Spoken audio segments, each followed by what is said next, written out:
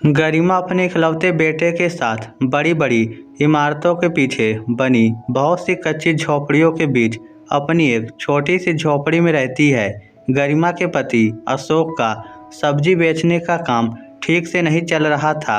उधारी होने की वजह से अशोक को बहुत घाटा झेलना पड़ा।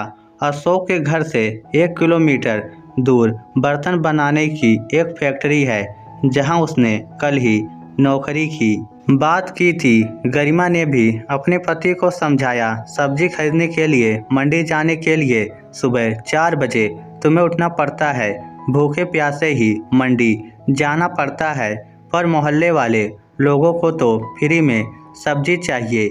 1-1 रुपए के लिए लड़ते हैं। नौकरी करोगे तो महीने की पूरी सैलरी हाथ लगेगी। गरिमा का बेटा पास के ही सरकारी स्कूल में दूसरी कक्षा में पढ़ता है। कुछ दिनों से उसका चेहरा उदास था। पिता ने कई बार पूछा, पर विशाल कोई जवाब नहीं देता था। अशोक अपनी नई नौकरी के लिए बर्तन बनाने वाली कारखाने के बाहर रोड पर पहुंचा। गार्ड गेट के बाहर कुर्सी पर बैठा हुआ तंबाकू मल रहा था। अशोक ने बर्तन बनाने वाले कारखाने के मालिक का नाम बताते हुए कहा, आज मेरी नौकरी का पहला दिन है। गार्ड ने गेट खोल दिया। अंदर बहुत बड़ा ग्राउंड था। उस ग्राउंड के चारों तरफ बहुत सारे कमरे थे। उन कमरों में छोटे छोटे बहुत से कारखाने थे, जिनमें मजदूर काम कर रहे थे।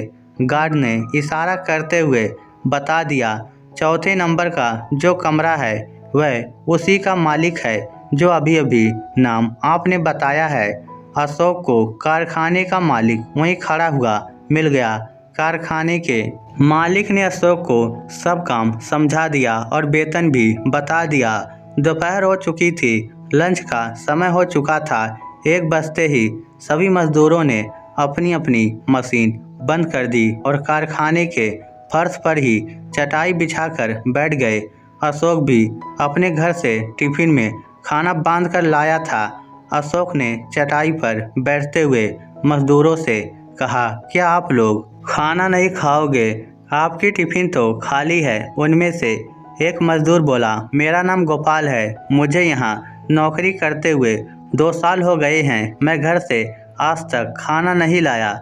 इस बिल्डिंग के फर्स्ट फ्लोर पर रोज खाना बनता है, वहीं से हम सब कारखाने में काम करने वाले मजदूरों को खाना मिल जाता है। इतने में एक मजदूर एक बड़े से बर्तन में कढ़ी और चावल ले आया और चटाई पर बैठे मजदूरों के खाली बर्तनों में परोसने लगा। गोपाल ने बताया, इस मोहल्ले के आसपास सरकारी स्कूल है। उन्हीं स्कूलों का खाना यहाँ पर बनता है। इस जगह के मालिक जगदीश ने खाना बनाने वालों से कह रखा है, हमारे इस बेड़े के सभी मजदूरों को दोपहर के लंच में जो कुछ भी बने दे दिया करो। कभी हमें पूरियाँ मिल जाती है, कभी छोले की सब्जी, कभी कड़ी चावल, कभी खिचड़ी। इसलिए हम घर से खाना नहीं लाते। कड़ी चावल हमें बहुत पसंद है। कुछ कड़ी चावल तो हम अपने घर भी ले जाते हैं। यहाँ से 4-5 रिक्शे खाना लाद कर रोज निकलते हैं सरकारी स्कूल की तरफ। गेट वाला गार्ड भी कड़ी चावल खाने का शौकीन है, वह भी अपने घर ले जाता है। रसोई में खाना बनाने वाले सभी पेट भर के खाते हैं। कड़ी चावल की तो बात ही अलग है। वाह, क्या स्वाद का बनता है कड़ी चावल। जो रिक्शा ले जाता है उसका नाम मोहनदास है। वह हमें बताता है जिस स्कूल में वह खाना लेकर जाता है वहाँ के चौकीदार को भी कड़ी चावल देना पड़ता है, वरना वह गेट खोलने में आनाकानी करता है। प्रिंसिपल तो अपने कमरे में ही कड़ी चावल मंगवा लेते हैं। वहाँ के बहुत से टीचर और अध्यापक भी कड़ी चावल ही खाना पसंद करते हैं। खाना बांटने वाली आंटी पहले ही अपने खाली बर्तनों को कड़ी चावल से भर लेती हैं। झाड़ू वाली अम्मा भी स्कूल का खाना खाती हैं। अंत में बचा कुचा ही कड़ी चावल बच्चों तक पहुंच पाता है। स्कूल में खाना बांटने वाली आंटी को पता होता है कि कड़ी चावल बहुत थोड़ा है और बच्चों की संख्या ज़्यादा है। सभी कड़ी चावल तो रास्ते में बढ़ते बढ़ते ख़त्म हो जाता है। अब बच्चों को पेट भर के कहाँ से मिलेगा, इसलिए वह भी मजबूर होकर बच्चों को आंखें दिखाते हुए कहती है, लाइन में आओ सभी बच्चे और सबको एक बार ही मिलेगा। आधा आधा चम्मच कड़ी चावल सब बच्चों को दिया जाता है, जिससे बच्चों का पेट ही नहीं भरता। बच्चे दोबारा मांगे तो उन्हें फटकार कर दूर खड़ा कर दिया जाता है।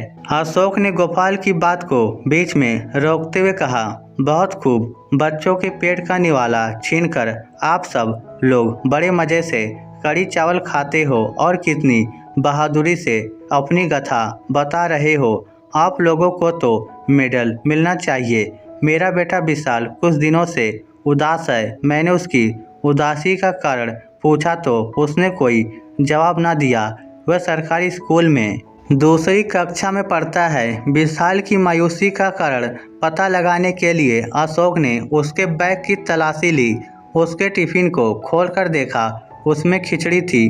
उसने लगातार एक सप्ताह तक उसके बस्ते की तलाशी ली। उसके रखे हुए टिफिन बॉक्स में कभी भी उसने कड़ी चावल का एक भी दाना नहीं देखा। उसे पता चल चुका है उसकी उदासी का कारण क्या है। उसे स्कूल में कड़ी चावल खाने को नहीं मिलते हैं। सारा कड़ी चावल तो आप जैसे लोग ही खा लेते हो।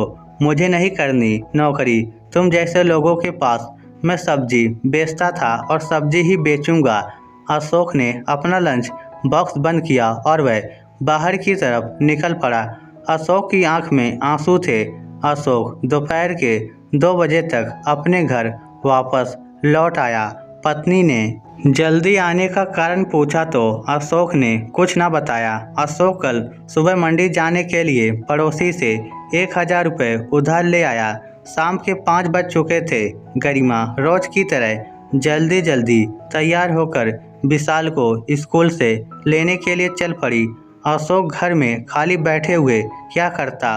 उसने सोचा, गरिमा जब तक विशाल को लेकर आएगी तब तक मैं रसोई में चाय बना लेता हूँ, फिर हम सब तीनों इकट्ठे होकर चाय पियेंगे। अशोक ने उदास मन से चाय बनाकर एक प्लेट से ढक कर रख दी। गरिमा अपने बेटे विशाल को ले आई। विशाल के चेहरे पर चमक थी और खुशी। अशोक ने जल्दी से विशाल का बस्ता खोला और टिफिन निकाला। टिफिन खोलकर देखा तो उसमें कड़ी और चावल के दाने चिपके हुए थे।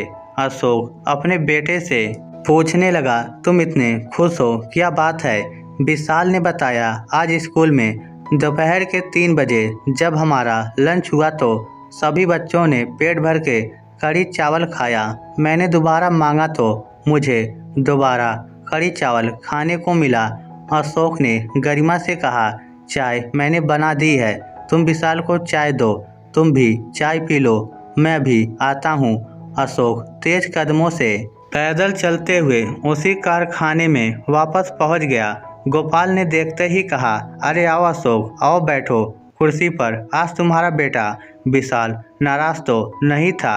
अब तुम्हारा बेटा विशाल कभी उदास नहीं होगा। गोपाल ने बताया, तुम्हारे जाने के बाद मैंने सारा कड़ी और चावल ले जाकर वापस रसोई में जमा करवा दिया। खाना बनाने वाले लोगों ने पूछा, आप कड़ी और चावल वापस क्यों ले आए हैं? क्या कड़ी और चावल अच्छा नहीं बना? मैंने तुम्हारे बेटे विशाल की सारी बात उन्हें बता दी। इस बात पर उन्हें बड़ा दुख हुआ और उन्होंने फैसला लिया, ना हम खाएंगे ना किसी को खाने देंगे। यही कड़ी चावल बच्चों का है, बच्चों को ही इसका हक मिलना चाहिए।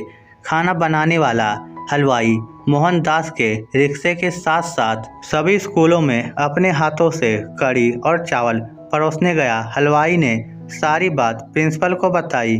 प्रिंसिपल ने सभी अध्यापक और अध्यापिका को सूचित कर दिया, आज के बाद बच्चों का आया हुआ खाना कोई नहीं खाएगा। सब बच्चों ने पेट भर के खाना खाया। दोबारा मांगने पर उन्हें फिर से कड़ी और चावल खाने को मिले। अशोक ने गोपाल की बात सुनकर गोपाल को गले से लगाते हुए कहा, कल से मैं इस कारखाने में काम करने के लिए आ रहा हूँ। इस स्टोरी को लेकर आपकी क्या राय है? नीचे कमेंट करके हमें ज़रूर बताइएगा। धन्यवाद।